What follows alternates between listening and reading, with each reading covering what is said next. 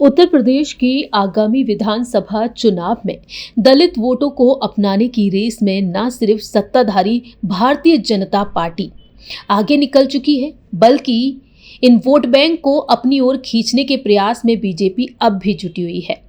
BJP के राष्ट्रीय अध्यक्ष नितिन नवीन अब खुद मोर्चा संभाल रहे हैं। 2017 और 2022 के विधानसभा चुनाव की तरह 2027 में भी झोली भर भर के दलित वोटों को पाने के लिए अब बीजेपी संत रविदास महाराज के चरणों में पहुंच चुकी है। जी हां, यूपी के वाराणसी में अब एक खास कार्यक्रम आयोजित किया गया है और इस खास कार्यक्रम को लेकर पार्टी को भरोसा है कि अगर संत रविदास का ठीक से आशीर्वाद मिला तो 2027 में दलित समाज बीजेपी के अलावा किसी और पर शायद ही भरोसा करे। दरअसल संत रविदास जी की 650वीं जयंती आज सेलिब्रेट की गई और ऐसे में बीजेपी ग्रैंड लेवल पर सेलिब्रेट करती हुई नजर आई। बीजेपी के राष्ट्रीय अध्यक्ष नितिन नवीन भी पहुंचे तो वहीं सीएम योगी आदित्यनाथ भी इस कार्यक्रम का हिस्सा बने और संकल्प अभियान का शुभारंभ किया।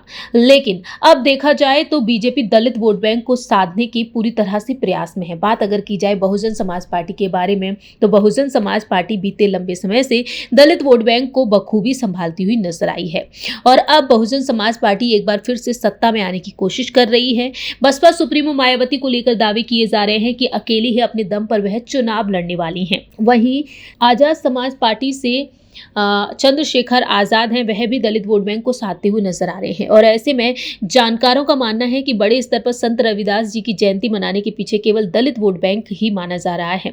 बीजेपी रविदास जयंती के जरिए उत्तर प्रदेश के साथ साथ पंजाब में अकेले चुनाव लड़ने जा रही है और वहां की रविदासिया समाज को अपने साथ लाने के लिए भगवान की जयंती को बड़े पैमाने पर सेलिब्रेट कर रही है।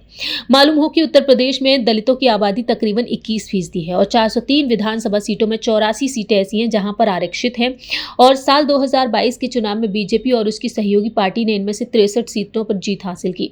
2024 के लोकसभा चुनाव में सपा जो पीडीए की रणनीति पर चल रही है, सपा ने अपने पुराने पैटर्न को हटते हुए 17 दलितों को टिकट दिया था और ऐसे में देखा गया कि सपा कई सीटों पर जीत हासिल करती हुई भी नजर आई। अब मायावती के लिए वोट बैंक बचाना कितना मुश्किल हो सकता है, क्योंकि बीजेपी अभी सत्ता में भी है और ऐसे में सत्ता में कायम रहकर बीजेपी कई वोट बैंक को साधती हुई नजर आ रही है।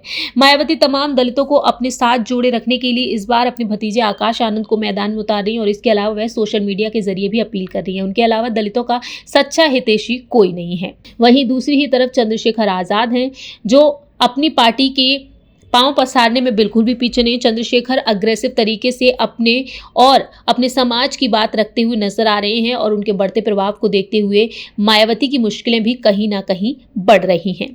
अब देखना होगा कि आने वाले दिनों में आखिरकार दलित वोट बैंक को कौन सी पार्टी बखूबी संभालती हुई नजर आती है।